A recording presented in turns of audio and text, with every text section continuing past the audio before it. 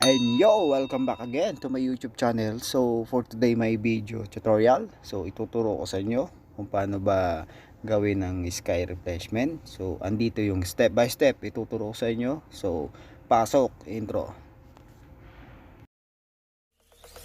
Zombie apocalypse.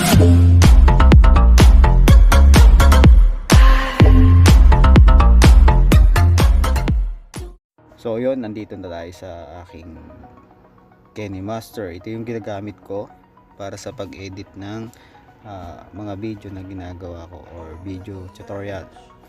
So madali lang to gamitin. So yan, umpisahan na natin. Punta lang kayo sa media and then mag-insert kayo ng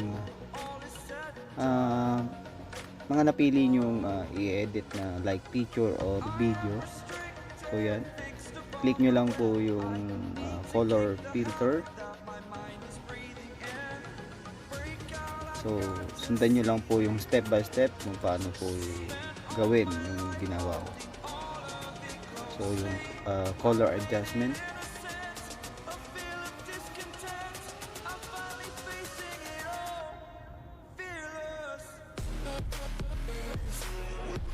so yun, napakadali lang nito gawin. So magagawa nyo rin to. So sundan nyo lang po yung step by step. So yun, kung di ka pa po nakapag-subscribe sa aking YouTube channel, so please subscribe to my YouTube channel and then pakiclick na rin po ng notification bell para update po kayo sa mga bago video tutorial na i-update ko, na i-upload ko. Ay sorry, nabulol pa.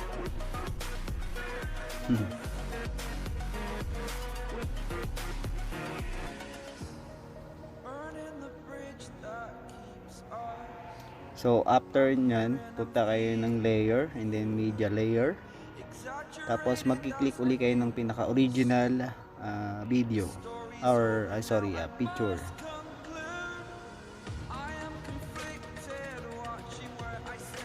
And then punta kayo sa chroma key. Tapos click nyo lang po yung enable. And then mag-change po kayo dyan ng color. Lagyan natin ng white. So kayo nang bahala mag-adjust at magtimpla ng niya, kulay.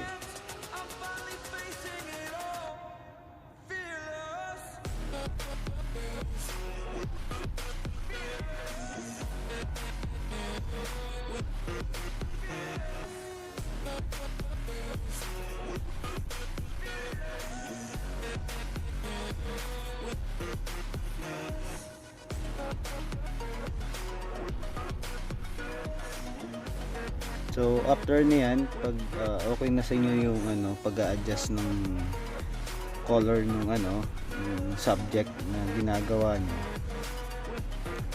So gagawin na naman natin is i-export natin yan, yung video.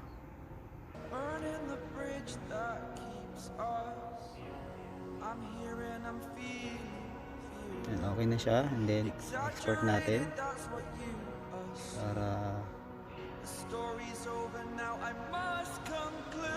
ito naman yung gagawin natin second step.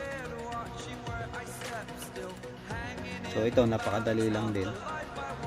So after natin ma-export, then gawa ulit ng panibago, then media, and then mag-insert kayo ng background na black, and then layer media, and then yung inedit yung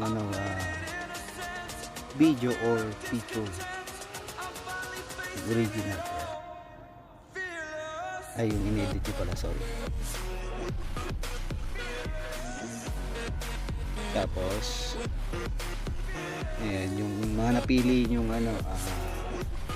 sky replacement or background. So bahala na kayo mag-cut kung gaano kalaki. Pwede nyo rin po siyang i-shape para hindi magmukhang ayan. Parang yung pinaka line niya sa gilid is hindi straight talaga.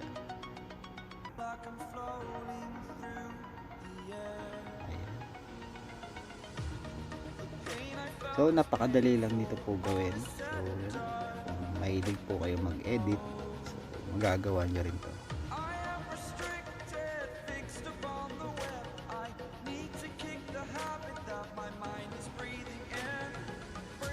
Tapos send to back. Tapos next, click nyo ulit po yung yung chroma key para ayun.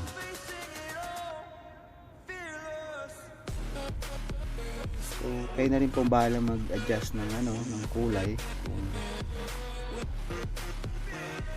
para hindi masyadong halata yung pinaka color green.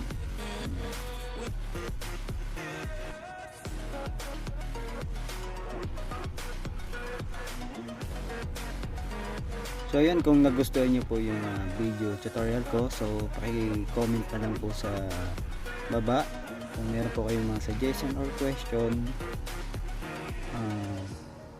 Paki-comment na lang po. So yun, kung hindi ka pa nakapag-subscribe sa aking YouTube channel, so please subscribe to my YouTube channel. So hanggang dito na lang po yung aking video tutorial. So maraming salamat po. Thank you for watching and God bless everyone. Hanging in the balance, not the life I want to live. I want to take it all, standing tall. Fear I weighed the person you are.